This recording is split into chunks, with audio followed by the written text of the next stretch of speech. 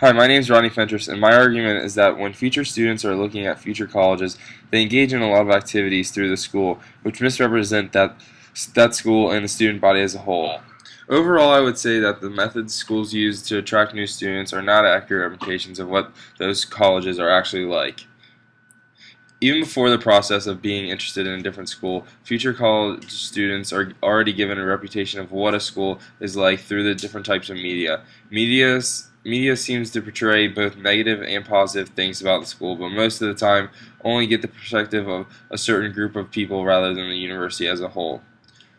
Starting out junior year, many prospective students begin to get different college brochures, but as you can see, many of these brochures are very similar. They all show groups of students that are very diverse doing many different activities of some sort, of, or, or some sort of significant building at the school. These brochures are supposed to set colleges apart, but instead seem to make them all alike. Like brochures, tours are also misleading.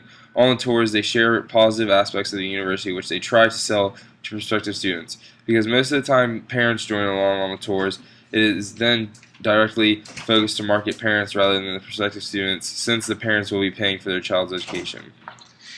Even the tour guides are a misrepresentation of the university as a whole. To become a tour guide, one must try out to see if they are good enough to become one. With this being done, it becomes only a certain group is showing the campus around, and incoming students are only getting one certain group's opinion of things.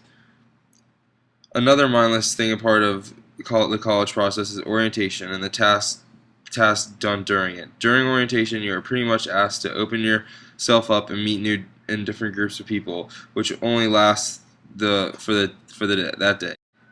Once the first day of classes start, you go back to being reserved and may not even talk to the people who you met during orientation. In all, college tours and brochures should just focus on the real stats of their programs to show how prestigious the school's programs are and the university as a whole.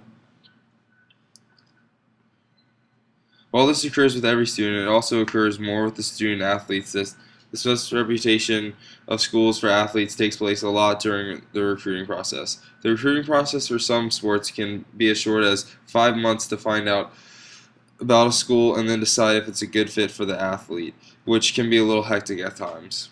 A big part of most student athletes picking the school of their choice is the reputation of the team and the history of the program rather than the school's academic success.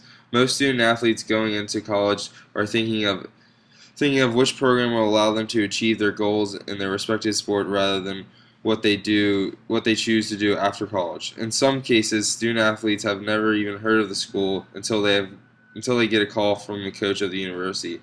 This follows along with the idea that a student only think of some schools based on their previous reputation because they often don't consider going to smaller schools.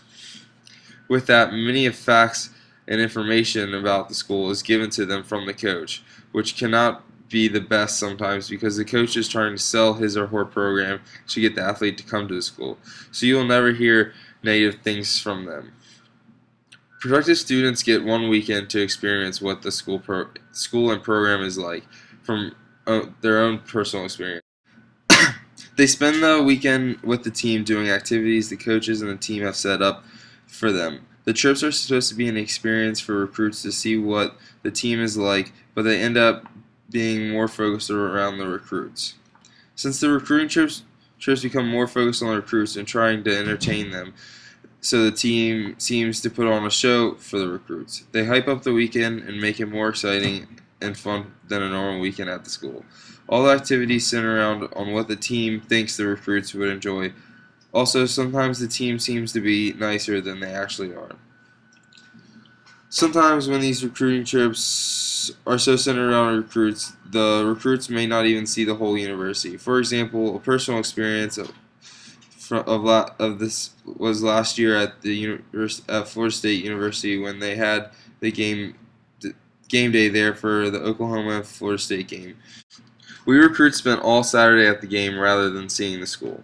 Because of all the activities centered around recruits, some of the prospective student athletes only commit to the university which they had the most fun at rather than the one that fits their needs and wants the most, which in the long run would have some sort of consequence to it. Schools only want to show the best things about their university to prospective students in all the pretty aspects of the college, but they seem to always leave out the bad things, which all happen at even the best colleges in the country. Some of the hidden secrets at colleges are so bad that if you knew before coming to school, probably would have had many students change their mind about their decisions, no matter how pretty the school is. A lot of misrepresentations make a lot of the colleges seem the same, with many of the same type of students and lifestyle alike, and only assuming the difference between the schools is the location and the size of the school. But once at the school, would seem that is not like it's portrayed. Luckily, it is sort of instinct that help people pick the school that is right for someone. From personal experience and talking with others, it seems as if you get a gut feeling that lets you know which college is right for you. Many people say once they step on a certain campus, they feel like it was perfect fit for them. Reasons I seem to point out this argument is to show how going through many of the tasks for choosing a school don't always help a student find the right fit. Today, it seems like many students are either transferring from or dropping out of the school that they thought would be perfect fit for them. Finally, I've argued that through brochures, tours, and recruiting process for athletes, many schools start to seem similar through these things. I think if schools were to show more real stats and academically made material, people would find a better fit for themselves.